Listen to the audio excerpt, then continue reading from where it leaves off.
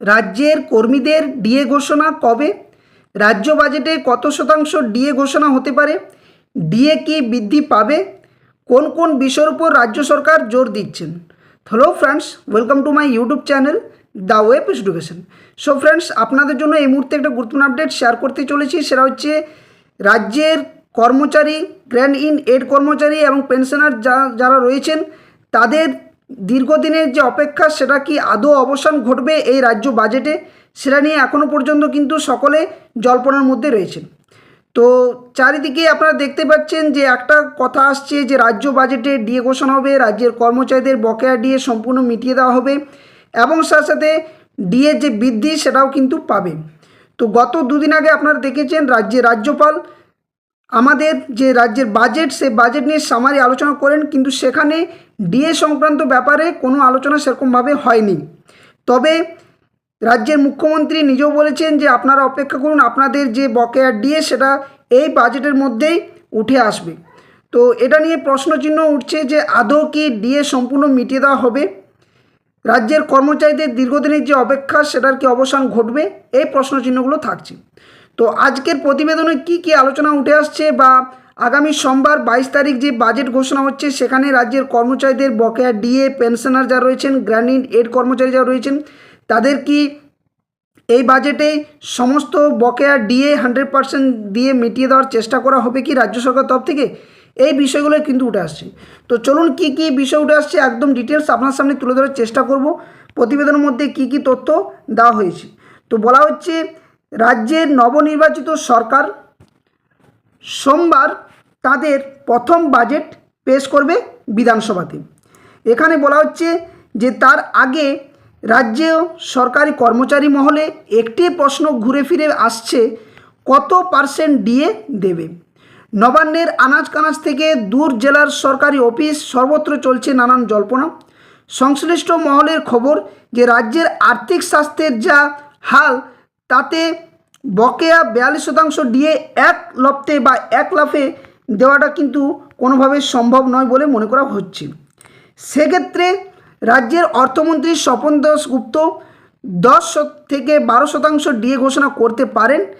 বাকি যে 30% থেকে 32% ডিএ আগামী ডিসেম্বরের মধ্যে কিন্তু মিটিয়ে দেওয়া হবে বলে পর্যায়ক্রমে জানানো হচ্ছে। তো তুমুল কৌতূহল এই মুহূর্তে রয়েছে কর্মীমহলের মধ্যে। অনেকে মনে করছেন যে 3টি পর্যায়ে সম্পূর্ণ বকেয়া ডিএ মিটিয়ে দেওয়া হবে, না হলে মুখ্যমন্ত্রী শুভেন্দু অধিকারীর যে প্রতিশ্রুতি অনুযায়ী 45 দিনের মধ্যে যে বকেয়া ডিএ বা 2027 জানুয়ারিতে নতুন পে কমিশন চালু করা সেটা কিন্তু সম্ভব হবে না বলে একটা আলোচনা চলছে অভিজ্ঞ মহলের মধ্যে। নেক্সট তারপরে কী বলা হচ্ছে না, বলা হচ্ছে যে সুপ্রিম কোর্টের নির্দেশ মোতাবেক, আপনারা জানেন যে সুপ্রিম কোর্টের নির্দেশ মোতাবেক 2008 থেকে 2019 পর্যন্ত ডিএ খাতে বকেয়া 41,777 কোটি টাকার মধ্যে রাজ্য মাত্র 6,400 কোটি টাকা মিটিয়েছেন, যেটা হয়তো অনেকেরই অ্যাকাউন্টে প্রবেশ করেছে, অনেকে ট্রেজারিতে গেছে এবং অনেকেই এটা নিয়ে একটা দ্বন্দ্বের মধ্যে রয়েছেন যে আমাদের কবে আসবে বা আমরা কবে বকেয়া ডিএটা পাবো। 2026 থেকে 2019 পর্যন্ত বকেয়া পেয়েছেন বড় সংখ্যক কর্মী ও পেনশনভোগী। এই খাতের বাকি 35,377 কোটি টাকা মেটানোর চাপ রয়েছে রাজ্যের কাঁধে। তার সঙ্গে যুক্ত হবে কেন্দ্রের সঙ্গে ডিএর ফারাক মেটানোর জন্য খরচ। অর্থাৎ আপনারা জানেন যে কেন্দ্র সরকারের যে বর্তমান ডিএ সেটা কিন্তু 60% হারে দেওয়া হচ্ছে এবং আমাদের যে রাজ্যের ডিএ সেটা কিন্তু 18% রয়েছে। অর্থাৎ এই যে গ্যাপ 42% যে গ্যাপ, এই গ্যাপ মেটানোটা কি আদৌ রাজ্য সরকার দ্বারা এই বাজেটের মধ্যে সম্ভব? এটাও কিন্তু একটা প্রশ্নচিহ্ন থাকছে।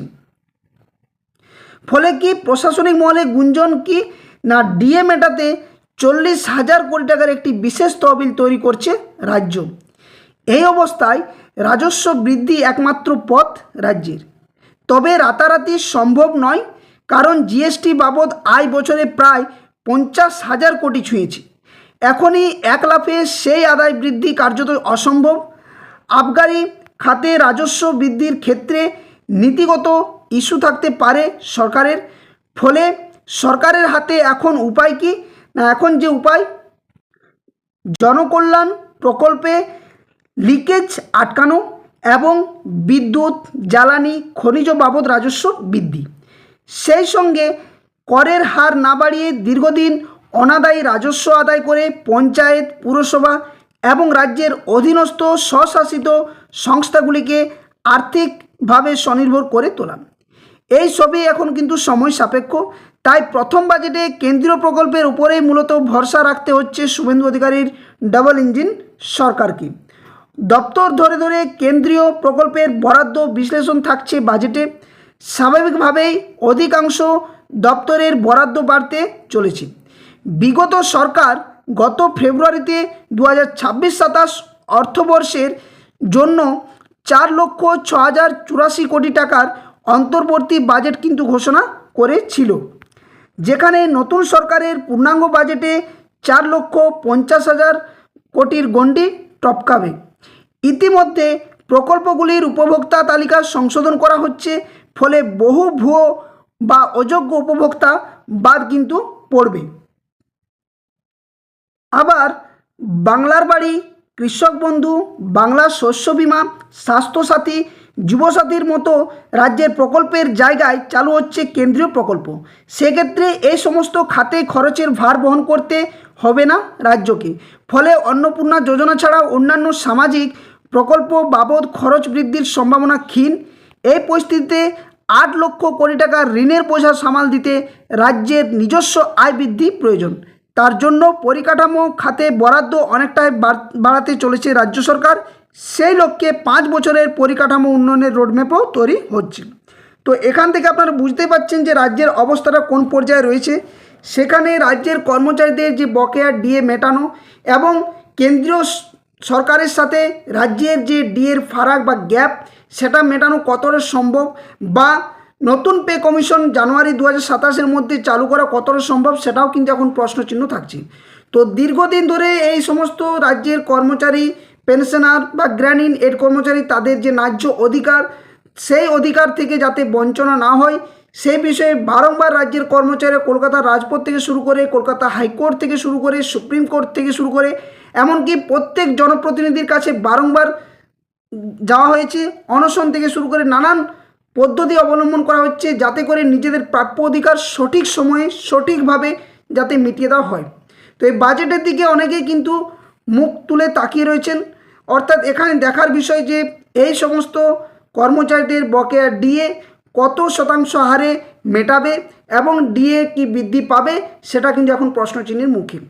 তো অবশ্যই এই আপডেট বা এই তথ্য আর দুদিনের অপেক্ষা, আগামী সোমবার এই নিয়ে অবশ্যই আমরা জানতে পারবো সকলে যে রাজ্য সরকার স্ট্যান্ড কী রয়েছে। এই সমস্ত কর্মচারীদের বকেয়া ডিএর ব্যাপারে ঘোষণাটা কতটাই বা হচ্ছে, ডিএ আদৌ বৃদ্ধি করবে কি করবে না, বাজেটের শতাংশ যে ডিএ বৃদ্ধি সেটা কোন হারে হবে এবং কোন কিস্তিতে বা কত কিস্তিতে সেটা মেটানোর চেষ্টা করা হবে, সেটাও কিন্তু জানা যাবে।